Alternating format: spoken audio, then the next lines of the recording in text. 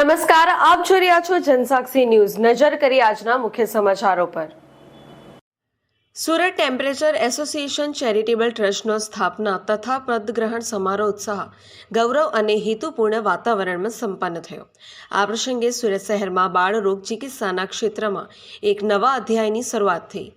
આ અવસરે ડોક્ટર પ્રફુલ્લ બાંભરોલિયાને ઔપચારિક રીતે અધ્યક્ષ પદનો કાર્યભાર સોંપવામાં આવ્યો, જ્યારે ડોક્ટર અક્ષત ખેમકાને આવનારા કાર્યકાળ માટે માનદ સચિવ તરીકે નિયુક્ત કરવામાં આવ્યા હતા। નિવૃત્ત અધ્યક્ષ ડોક્ટર ફાલ્ગુન શાહે સ્પેકની ગયા વર્ષે દરમિયાન નોંધપાત્ર સિદ્ધિઓનું વિસ્તૃત વર્ણન કર્યું હતું, જેમાં શૈક્ષણિક કાર્યક્રમો, સમુદાય જાગૃતિ અભિયાન અને જન આરોગ્ય પ્રોજેક્ટ્સ મહત્વપૂર્ણ રહ્યા હતા।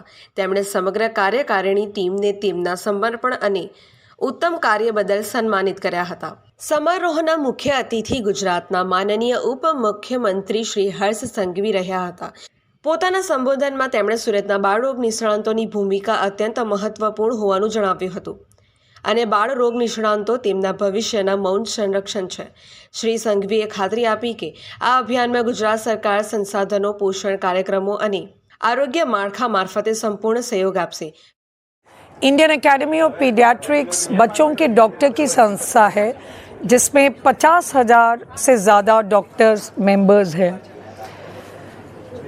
आज गर्व के साथ मैं कह रही हूँ कि ये डॉक्टर्स काफ़ी मेहनत कर रहे हैं, क्योंकि अगर हमें देश का विकास करना है तो सिर्फ हर चीज़ गवर्नमेंट में नहीं रख सकते।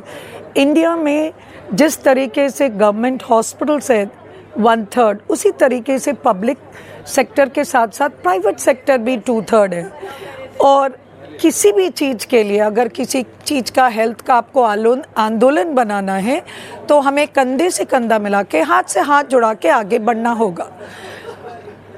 जैसे गवर्नमेंट की जो मेन आजकल हमारे बच्चों के साथ क्या मुद्दे हैं, हमारी मेन मुद्दा ये है कि जहाँ हम कह रहे हैं कि हम 4th developed nation in the world बन चुके हैं, लेकिन अभी भी हमारे 1/3 बच्चे कुपोषण से, अंडर न्यूट्रिशन या स्टंटिंग रहते हैं। 70% नियरली 69% बच्चे अनीमिक है, जिनमें खून की कमी है।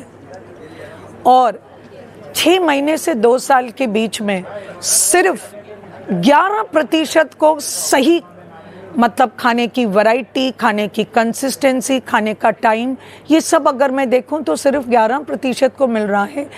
तो क्या हमारे पास पैसे की कमी है? नहीं, हमारे पास बिहेवियर की कमी है। हमें सही चीज़ का क्या करना चाहिए उसका ज्ञान नहीं है। एक तरफ मैं लड़ रही हूँ कुपोषण और अनीमिया और इस स्टंटिंग से, तो दूसरी तरफ अब हमारी प्रॉब्लम्स बढ़ जा रही हैं, और वो प्रॉब्लम्स है overweight, obesity, environment diseases, allergy, pollution, और इसके कारण जूझना है। तो आज का जो पीडियाट्रिशियन है वो एक क्रॉस रोड पे बैठा है। क्रॉस रोड के इस तरफ उसे अंडर न्यूट्रिशन दिख रहा है, इस तरफ उसे ओवरवेट एंड ओबेसिटी दिख रही है।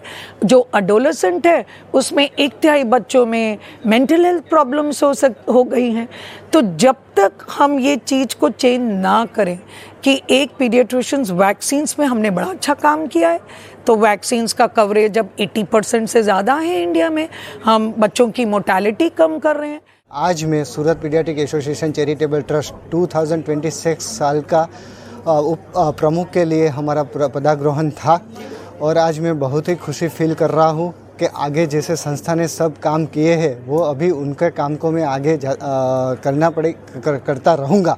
और जैसे मैडम ने कहा वैसे मेरा पूरा साल का विज़न यही रहेगा कि जो इंटेक सर्वाइवल ऑफ न्यूबॉर्न है, अभी तक तो हम बच्चा न्यूबॉर्न NNF जो नियोनेटल मोर्टालिटी है वो बचाने का वही काम कर रहे थे, लेकिन अभी जो हम प्रीटर्म बच्चे हैं जो बच जाते हैं, लेकिन बचने के बाद उनमें क्यों इंटेक्ट सर्वाइवल नहीं रहता।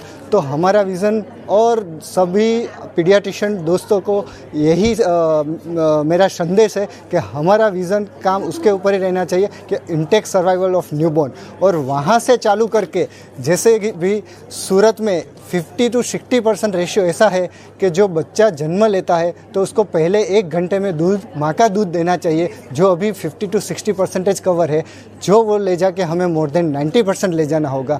और इससे चल के हम जैसे आगे चलेंगे तो जो कुपोषण का मुद्दा है उसका विशेष साइकिल यहीं से चालू होता है, तो वो वहाँ से प्रिवेंट करेंगे। और आगे का हमारा मिशन भी वही रहेगा कि कुपोषित बालकों को, जैसे मैडम ने बोला वैसे, जो सही तरह से जो न्यूट्रिशन और जो फूड मिलना चाहिए, जो कंसिस्टेंसी मिलना चाहिए, वो वेरिएशन मिलना चाहिए, वो नहीं मिलना है, तो उसका अवेयरनेस हम कम्युनिटी में फैलाएंगे। उसके अलावा हम जो अवेयरनेस एक्टिविटी ऑलरेडी कर रहे हैं, जैसे कि आदिवासी एरिया में बच्चों का जो शारीरिक विकास है और कोई बीमारी है उसकी जांच के जो प्रोग्राम कर रहे हैं वो कंटिन्यू चालू रहेंगे।